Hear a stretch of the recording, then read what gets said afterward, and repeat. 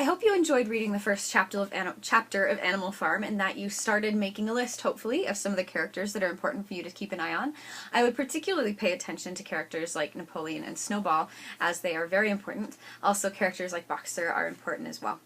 One of the things that I wanted to point out to you is, at least in my book, on pages 8 through 11, for those of you who don't have my copy of the book, it's towards the end of the chapter before they sing the Beasts of England song. One thing that I thought was particularly interesting about this particular section of the book, as the pigs start talking about the rules of Animal Farm and the new setup of Animal Farm, is the way that they started generalizing. Generalizing is when you refer to something that really could be pretty specific, but you do it using all-encompassing words. For example, you might tell your mom, "You never help me," but that isn't necessarily true. What you're really saying is, "You don't help me right now, and that's making me mad, so I want to exaggerate." Or, for example, your mother might say back to you, "Well, you always forget to make your bed." And you know perfectly well, "No, I don't always forget to make my bed. I do make my bed." So those words like never and always, sometimes you have to be really careful when you use those words because they might not necessarily mean what you think they mean. In this book, they start doing that when they're talking about the definition of the enemy, and when they're talking about the definition of what makes a companion, or in this case, they use the word comrade. So they say that all animals are comrades. Because they have a common interest against man.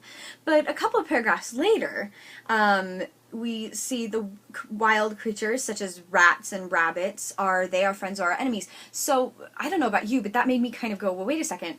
You just said all animals are comrades, but immediately you're saying, but rats and rabbits aren't. So how are the animals of Animal Farm actually defining what it means to be an animal? Is it just the animals that you would find on a farm, or does it include other animals? So, for example, rabbits and rats can go in and out of the farm. They're not necessarily raised by the farmers, so is that how they're defining it?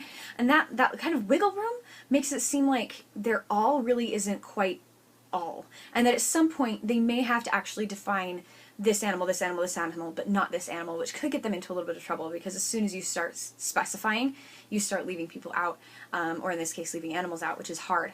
The other thing that you'll notice is that they start talking about, when they talk about man, they talk about the enemy, they again start using the word all. All the habits of man are evil, for example.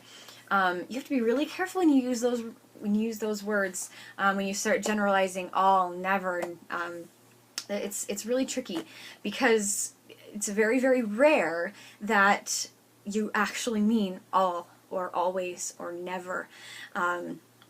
So pay attention to that as you read this book, the way that the politicians, or the animals that are taking on leadership roles in their government, the way that they use those all-encompassing, very general terms to exaggerate what is actually true. Are there habits of man that the animals don't like? Well, yeah, they don't like that they have to work for them, and they don't seem to get any benefit out of it.